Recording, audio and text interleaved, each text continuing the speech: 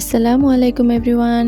Bangladeshi blogger মিলির একটি নতুন পর্বে আপনাদের সবাইকে স্বাগতম জানাই। আপনারা সবাই কেমন আছেন? আশা করছি খুব ভালো আছেন এবং সুস্থ আছেন। আলহামদুলিল্লাহ, আল্লাহর অশেষ রহমতে আমিও খুব ভালো আছি এবং সুস্থ আছি। দেশ এবং দেশের বাহির থেকে যে যেখান থেকে আমার এই ভিডিওটি দেখছেন তাদের সবাইকে জানাই অসংখ্য ধন্যবাদ। তো বন্ধুরা, আমি সকাল থেকে ভিডিওটি স্টার্ট করলাম। তো এখানে আমি ফ্রেঞ্চ টোস্ট ভেজে নিচ্ছি আমার ছেলের জন্য। তো সে কিন্তু মিষ্টি ফ্রেঞ্চ টোস্ট খেতে পছন্দ করে না, সে ঝাল ফ্রেঞ্চ টোস্ট খেতে বেশি পছন্দ করে। তো এই জন্য আমি ডিমের ব্যাটারটা তৈরি করেছি একটু পেঁয়াজ, কাঁচামরিচ এবং ক্যাপসিকাম দিয়ে। তো তারপর কিন্তু সেটা দিয়ে আমি ফ্রেঞ্চ টোস্ট ভেজে নিয়েছি। এটা কিন্তু খেতে অনেক সুস্বাদু, আমারও খুব ভালো লাগে ব্যক্তিগতভাবে। আসলে আমরা চিনিটা অ্যাভয়েড করি, তো এই কারণে সব কিছু একটু ঝাল ঝাল খেতেই বেশি পছন্দ করি। মিষ্টি জাতীয় খাবার আমাদের বাসায় খুব কম খাওয়া হয়। আর এখানে তো আমি নুডলস তৈরি করে নিচ্ছি। ক্যাপসিকাম, পেঁয়াজ, কাঁচামরিচ এবং গাজর কেটে দিয়েছি এখানে।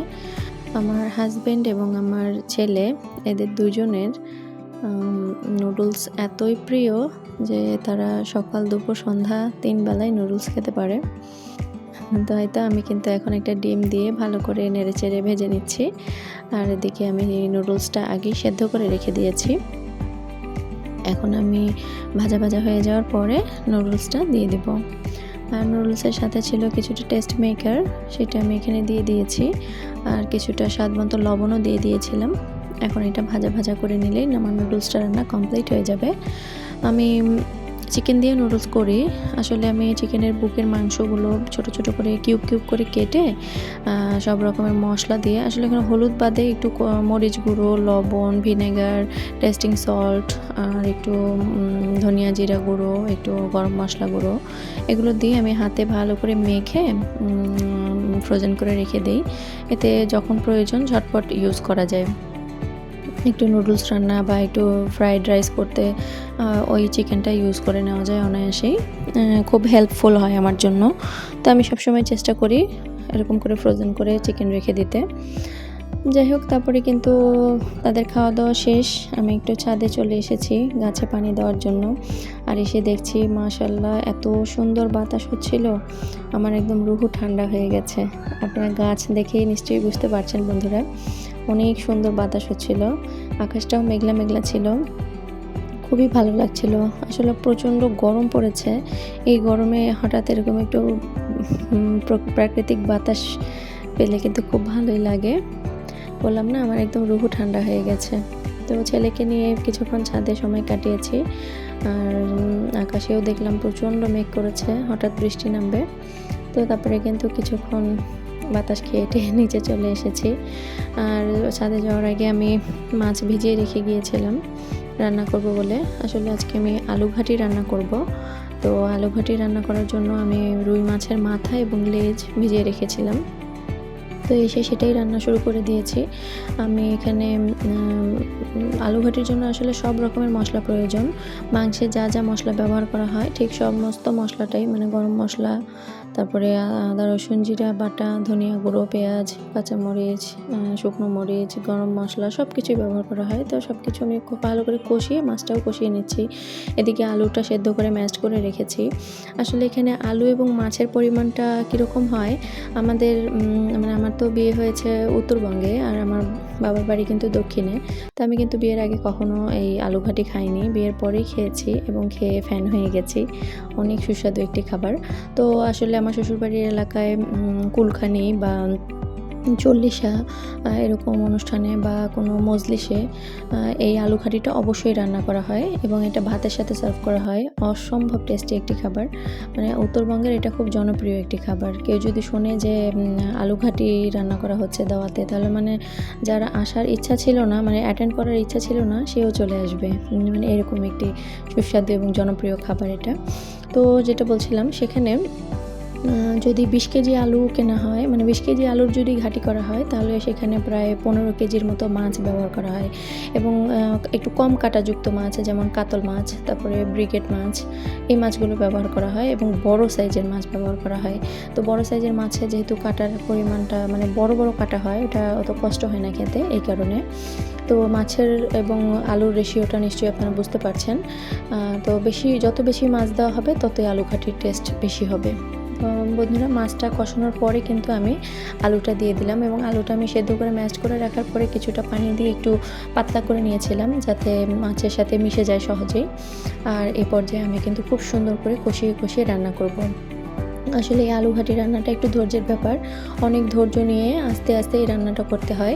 আমি আমার ওখানে বাবুর্চিরা যখন রান্না করে তাদের রান্না দেখেছি, তারা প্রায় 2-3 ঘন্টা যাবত এই রান্নাটা করতে থাকে, মানে খুব কষিয়ে কষিয়ে। যেমন ধরেন হালিম রান্না করা হয় যেমন রেস্টুরেন্টে, তো হালিমটাও কিন্তু খুব লং টাইম ধরে রান্না করা হয়, প্রায় 2-3 ঘন্টা, 4 ঘন্টা, 5 ঘন্টা যাবত হালিমটা রান্না করা হয়।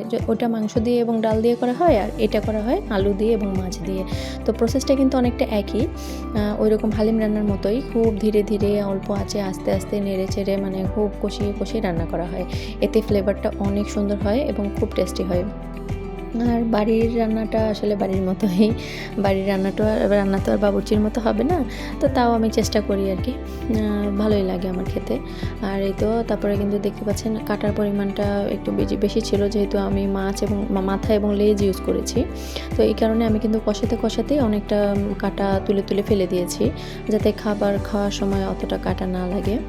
আর এই তো এই পর্যায়ে আমি একটু পেঁয়াজ, রসুন আর শুকনো মরিচ তেলের উপরে ভেজে সেই ফোড়নটা এই আলু ঘাটির উপরে দিয়ে দিয়েছি। আর এই রান্নার আরেকটা স্পেশালিটি হলো এখানে রাঁধুনি পাতা ইউজ করা হয়।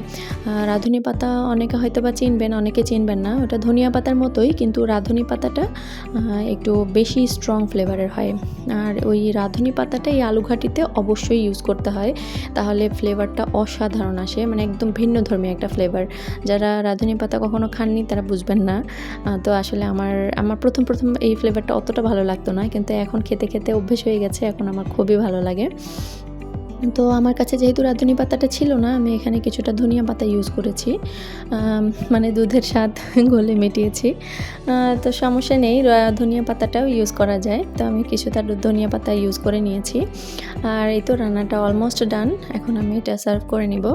আর এরপরে আমি কিছুটা বেগুন ভাজা করে নিয়েছি। বেগুন ভাজাটা আমার ছেলে খেতে খুব পছন্দ করে, আমি খাই কিন্তু অতটা বেশি পছন্দ করে খাই না। পোলাওয়ের সাথে বেগুন ভাজাটা খেতে আমার বেশি ভালো লাগে।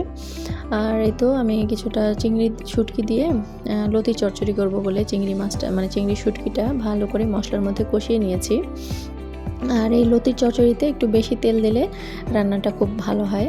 আর এখানে আমি একটু লতিগুলো কেটে ধুয়ে পরিষ্কার করে নিয়েছি। এখন ওই কষানো শুটকির মধ্যে কিন্তু লতিটা দিয়ে দিলাম। আর এই লতিটা হচ্ছে দেশি লতি না, এটা একটু মোটা সাইজের লতি। আসলে আমি সবসময় দেশি চিকন লতিটা বেশি পছন্দ করি রান্না করতে বা খেতে, তবে আজকে আমি পাইনি, এই মোটা লতিটাই কিনে নিয়ে এসেছি এবং চিংড়ি শুটকি দিয়ে সেটা রান্না করে নিচ্ছি। আর আমার পরিবারের লোকজন শুটকি তেমন একটা পছন্দ করে না, তবে আমি ভীষণ পছন্দ করি। তো সবসময় তাদের পছন্দকে প্রাধান্য দিয়েই রান্না করার চেষ্টা করি, তবে আজকে একটু নিজের পছন্দকে প্রাধান্য দিয়েছি, যেহেতু আমার চিংড়ি শুটকি খুব পছন্দ। তো আজকে আমি একটু চিংড়ি শুটকি দিয়ে লতি রান্না করে নিলাম। আর এই তো রান্নাটা অলমোস্ট ডান, এখন কিন্তু এই যে তেল উপরে উঠে এসেছে। তো এই চিংড়ি শুটকি দিয়ে লতিটা চচ্চড়িটা কিন্তু আমি এবং আমার ছেলে আমরা দুজনেই খাবো, বাড়ির আর কেউ হয়তো বা খাবে না। তবে রান্নাটা কিন্তু অসাধারণ হয়, খুব ভালো লাগে আমার খেতে। আর বন্ধুরা, আমি কিন্তু অফ ক্যামেরায় একটু ভর্তা করে নিয়েছি। এটা হচ্ছে লাউয়ের খোসা এবং পটলের খোসার ভর্তা। আমি লাউয়ের খোসা এবং পটলের খোসা ফ্রিজে রেখে দিয়েছিলাম, তো সেটাই ভর্তা করে নিয়েছি। ভর্তা খেতে খুব ইচ্ছা করছিল। আর এই তো লেবু দিয়ে গরম ভাতের সাথে এরকম ভর্তা অসাধারণ লাগে। আর ভর্তাটা আমি একটু ঝাল ঝাল করে করেছিলাম। আসলে লাউ এবং পটলের খোসাটা আমি একটু লবণ এবং হলুদ দিয়ে সেদ্ধ করে নিয়েছিলাম। আর একটি প্যানে পেঁয়াজ, রসুন এবং শুকনো মরিচ আর কাঁচামরিচ একসাথে ভেজে নিয়েছি। ভেজে নিয়ে তার মধ্যে আবার ওই পটলের খোসা এবং লাউয়ের খোসা সেদ্ধটা দিয়ে একটু ভাজা ভাজা করে তারপর শিলপাটে বেটে নিয়েছি। ব্যাস তৈরি হয়ে গেল মজাদার খোসা ভর্তা। এটা কিন্তু আমি খুব পছন্দ করি, কেউ খেয়ে নিলাম। এর মধ্যে একটু শুটকি দিলে তো আরও জমে যায়, তো যেহেতু বাড়ির অন্য সদস্যরা শুটকি পছন্দ করেন না, তো সেই জন্য আমি এমনিতেই শুধু খোসা ভর্তা করে নিয়েছি। তো আলহামদুলিল্লাহ খুব মজা করে খেলাম। আর এই যে বন্ধুরা দেখতে পাচ্ছেন ঘাটি, আলু ঘাটিটা আমি নামিয়ে রাখার পরে কিন্তু এটা আরও একটু ঘনত্ব, মানে এর ঘনত্বটা আর একটু বেড়ে গেছে, যেহেতু আলু আছে এখানে। ঠান্ডা হওয়ার পরে একটু ঘনত্বটা বেড়ে যায়। তো এই যে আমি এখন প্লেটে নিয়ে নিলাম আর লেবু দিয়ে আলু ঘাটি, দুর্দান্ত। আপনারা বিশ্বাস করবেন না বন্ধুরা, আমি তো আলু ঘাটির ফ্যান হয়েই গেছি। আমার মা এবং আমার ভাই যখন এসেছিলেন আমার বাড়িতে বেড়াতে, মানে আমার শ্বশুর বাড়িতে, তখন কিন্তু আমি তাদেরকেও আলু ঘাটি রান্না করে খাইয়েছি এবং তারা আলু ঘাটির পুরোপুরি ফ্যান হয়ে গেছে। আমি যখন বেড়াতে গিয়েছিলাম তখন আমাকে বলেছিল যে তুমি একটু আলু ঘাটি রান্না করো, আমরা একটু খাই। তোমার তারা তো রান্নার প্রসেসটা জানে না, তা আমি সেখানে গিয়ে রান্না করেছিলাম। তো সবাই খুব মজা করে খেয়েছিলেন আলহামদুলিল্লাহ। তো যাই হোক বন্ধুরা, এই ছিল আমার আজকের ভিডিও। কেমন লাগলো একটা কমেন্ট করে জানাবেন অবশ্যই। আর আমার কথা বা কাজ, আমার রান্না, কোনো কিছু যদি আপনাদের ভালো লাগে প্লিজ সাবস্ক্রাইব করে আমার পাশেই থাকবেন। আমার হাতটা একটু শক্ত করে ধরবেন এবং আমাকে সামনে এগিয়ে যেতে সাহায্য করবেন। আপনাদের সাপোর্ট এই মুহূর্তে আমার ভীষণ প্রয়োজন। সবাই খুব ভালো থাকবেন, সুস্থ থাকবেন, নিজের শরীরের যত্ন নেবেন। আজ এখানেই বিদায় নিচ্ছি। আল্লাহ হাফেজ।